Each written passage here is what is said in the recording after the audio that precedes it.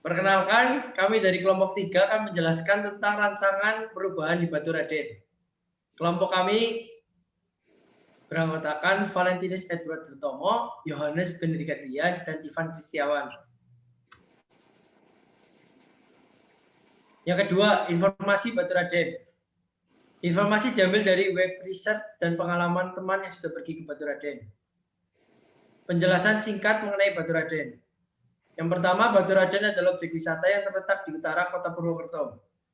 Yang kedua, Baturadèn memiliki letak di kawasan lereng Gunung Slamet yang menyebabkan hawa sejuk.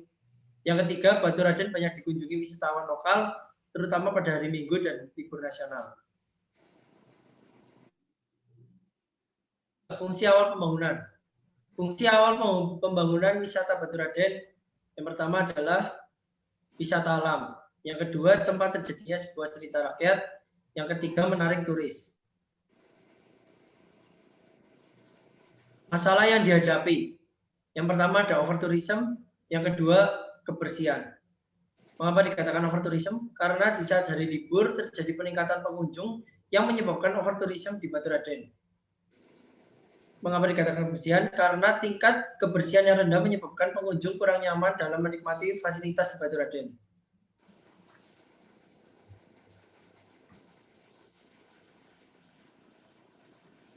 Yang kelima, fasilitas, wahana, dan gambar Baturadèn. Yang pertama ada air terjun, yang kedua ada kolam renang, yang ketiga ada sepeda air, yang keempat ada teater, yang kelima ada flying fox, dan lain-lain. Itu di gambar ada gambar pesawat.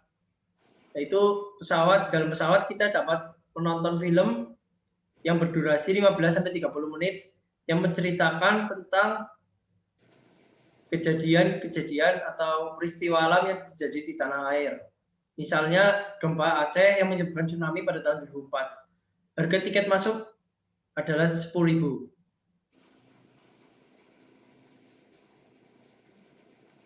Ini merupakan objek wisata yang ada di Baturadèn. Kebun Raya Baturadèn. Lalu ada Curug Lawang. Lalu ada Curug Teluk dan sebagainya. Lalu ada Denah Baturadèn. Nah, ini adalah denah objek wisata di Baturadèn. Yang pertama ada Curug Jenggala. Lalu ada Pancoran Pitu, Pancoran Telu. Jadi di Pancoran Pitu dan Pancoran Telu ini terdapat sumber belerang. Hanya saja di Pancoran Pitu wisatawan tidak dapat mandi karena airnya terlalu panas. Sedangkan di Pancoran Telu wisatawan dapat menikmati pemandian belerang dan pijat refleksi. Lalu lanjut ke Kebun Raya Baturadèn. Lalu ada hutan pinus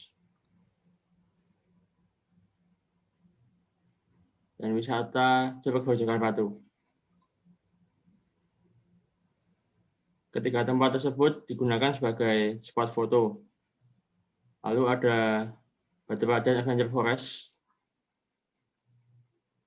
Biasanya digunakan sebagai lokasi outbound. Lalu yang terakhir ada Curug Telu. Di Curug Telu ini pengunjung dapat mandi di pinggir air terjun dikarenakan tanahnya agak dangkal. Lanjut, next slide. Nah, ini untuk lokasi Baturadèn. Jadi pusat wisata di Baturadèn, lokal wisata itu terletak di Dusun 1 Karangmangu, Kecamatan Baturadèn, Kabupaten Banyumas, Jawa Tengah. Next slide. Dapat dilihat dari peta di sini bahwa Baturadèn terletak di sebelah utara kota Purwokerto. Next slide. Lalu untuk potensi yang bisa dikembangkan. Yang pertama, pemandangan alam. Seperti di slide sebelumnya, terbukti bahwa Baturadèn memiliki objek wisata alam yang melimpah, mulai dari curug atau air terjun hingga pemandian belerang. Lalu yang kedua, sebagai salah satu penyokong ekonomi di Banyumas. Baturaden merupakan tempat yang paling diminati di Kabupaten Banyumas, sehingga pemasukan ekonomi dari segi wisata terdapat di Baturaden. Next slide.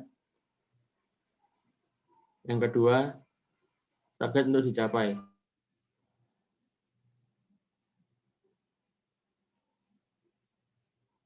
Meningkatnya penghasilan baik di tempat wisata maupun di sekitar lokasi wisata, sehingga dapat meningkatkan pemasukan lokal dan mendorong kemajuan kota Banyumas.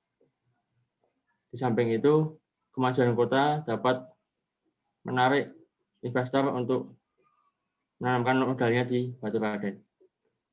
Lalu untuk lingkungan, bertambahnya kesadaran masyarakat mengenai keindahan alam.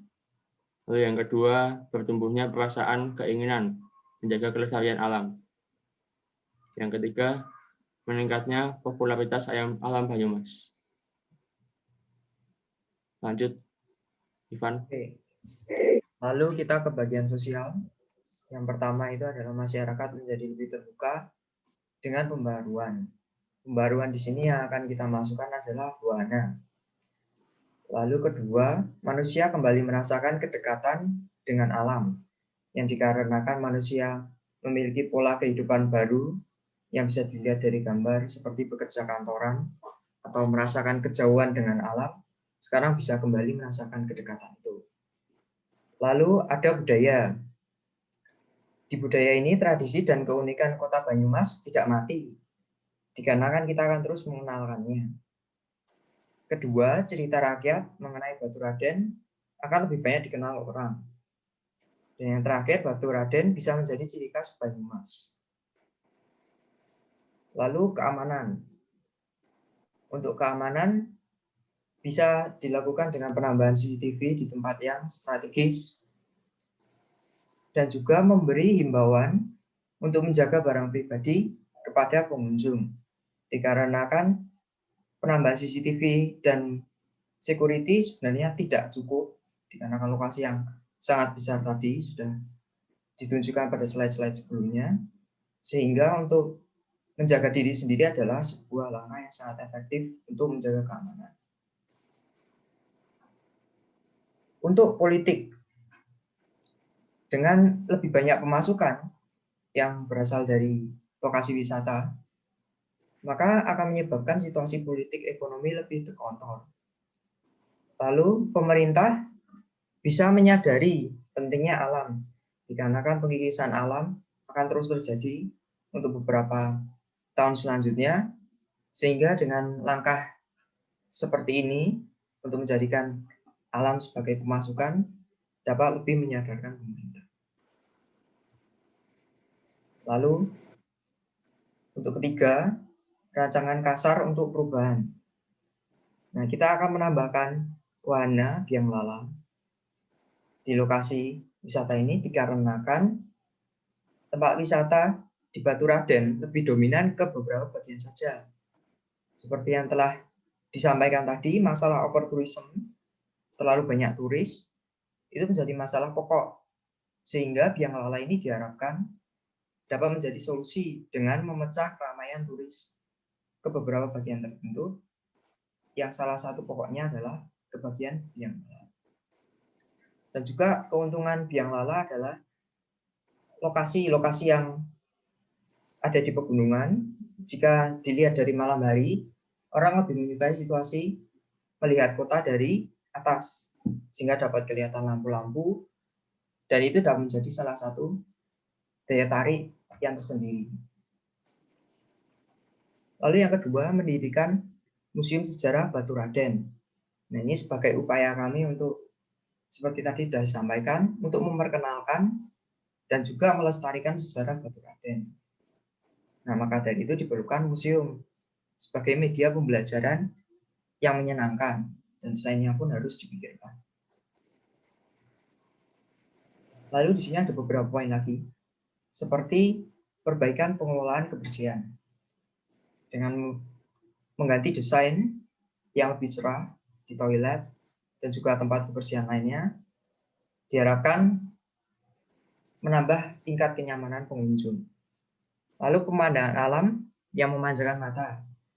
Dapat juga dibuat tempat-tempat lainnya yang bisa didesain untuk menambah spot-spot pemandangan alam. Lalu ada pembuatan food court dan penataan toko souvenir.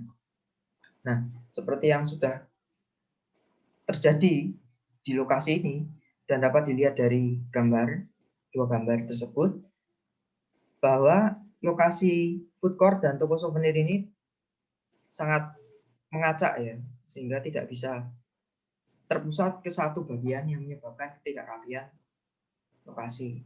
Sehingga kita ingin membuat seperti di bagian bawah, untuk toko souvenir sendiri, untuk toko food court atau makanan sendiri. Lanjut untuk tata letak. Dikarenakan lokasinya sangat besar, kita bisa meletakkan di mana saja. Namun kita ingin memusatkan ke bagian yang pusat untuk menyelesaikan masalah tourism, dan juga di bagian yang banyak terdapat villa dan hotel. Untuk biang lala dapat dilihat lokasi yang telah diingkari itu, dan untuk museum kita meletakkannya di sebagian selatan ke barat dikit. Nah, untuk food court diletakkan di lokasi yang strategis seperti lokasi pertengahan wisata, dan untuk toko souvenir bisa diletakkan di lokasi sebelum itu keluar yang sifatnya dapat menular. Oke. Segitu saja presentasi dari kelompok kami.